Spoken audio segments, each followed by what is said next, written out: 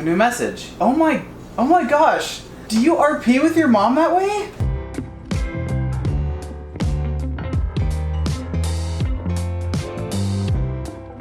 Today's been a really stressful day. I really can't deal with another one of these creepy RP messages. Furries. Oh, another message. Oh my.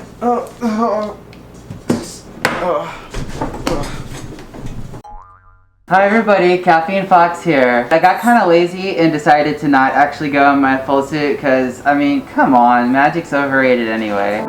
You get to be like me now. You guys are both partials. So for today's episode, we're going to be talking about the spicy topic known as relationship advice, but more specifically for the furry fandom, because nobody cares about regular vanilla relationship advice. We want to get to the good, spicy, fuzzy stuff. Fuzzy like this. Spicy stuff? Spicy stuff. Like a jalapeno spicy or a ghost pepper spicy? This is the kind of spice where you go to Chipotle and you're like, I want the hottest one you got. And then the lady at the counter's like, no, sir, you shouldn't get, and you're like, no, give it to me. And then the bathroom enjoys that later.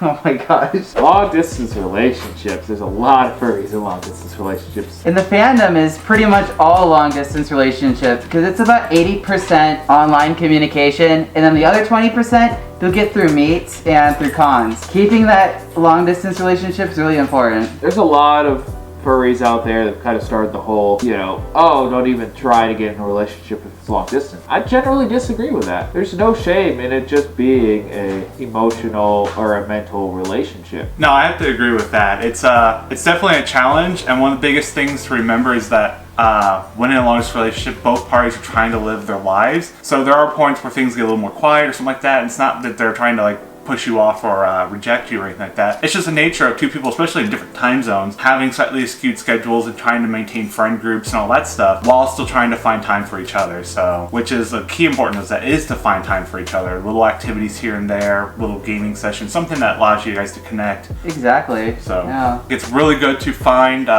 someone you mentally connect with on multiple levels and engage with so that you guys have more points in common than not. It just makes things a little easier. They like to say opposites attract, but I like to think that causes a lot more problems than some people like to think. Exactly. Like if your Sona is a crane or an albatross, there's nothing out there saying you can't date a fox. Or chicken, right? That was a long time ago, and we've gone our separate ways. My relationship with that chicken was like how I like my eggs. It was over easy. One big thing, especially with the furries and whatnot, is to really to enjoy it and to engage with someone. It's good to love what yourself, what you're doing, and what you're engaging with, because that love and passion shows through. And it's one of the reasons we're all furries. We're passionate by it, and we're having fun with it, and that's one of the things that we connect with. Yeah, and at the end of the day, we're all still humans, despite being cute, cuddly animals. So.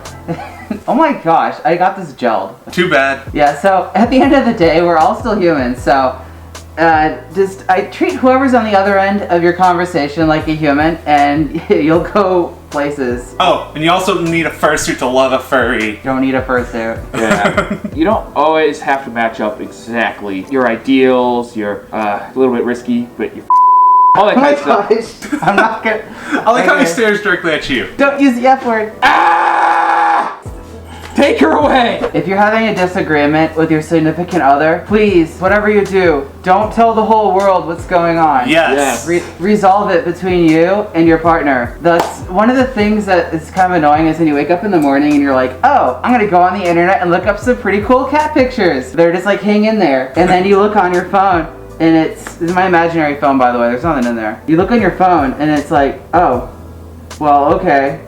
That wasn't a cool cat picture. That was just an argument. No, the whole world doesn't need to know what's going on in your personal life for every little detail. Exactly, and stuff like that will follow you around wherever you go. It's the internet. None of the data really disappears. No, never. If you happen to part ways and you're looking for somebody else, they might be able to find out information about you you might not want them to know. So just keep that in mind. I would recommend, probably one of the things along that lines is if someone is having some internet drama or some personal stuff, you don't always need to hop in on that one for fact that you trying to preemptively engage someone in their own problems could escalate the problem horribly. So sometimes it's better to be a good friend is let them approach you and don't just try to jump in and like, hey, I'm going to tell you what to do or like what needs to go on. Hi, I'm Dr. Phil, and I'm gonna solve your relationship issue right here. Give them a bit of support, emotional support in private. There's no need to make it a drama fun fest that the entire fandom has to see. That's fun with a lowercase f, in case you're wondering, because it's not very fun. No. It's not a capital F. Relationships. Don't just sit by and let it happen. Don't sit there and be like, hey,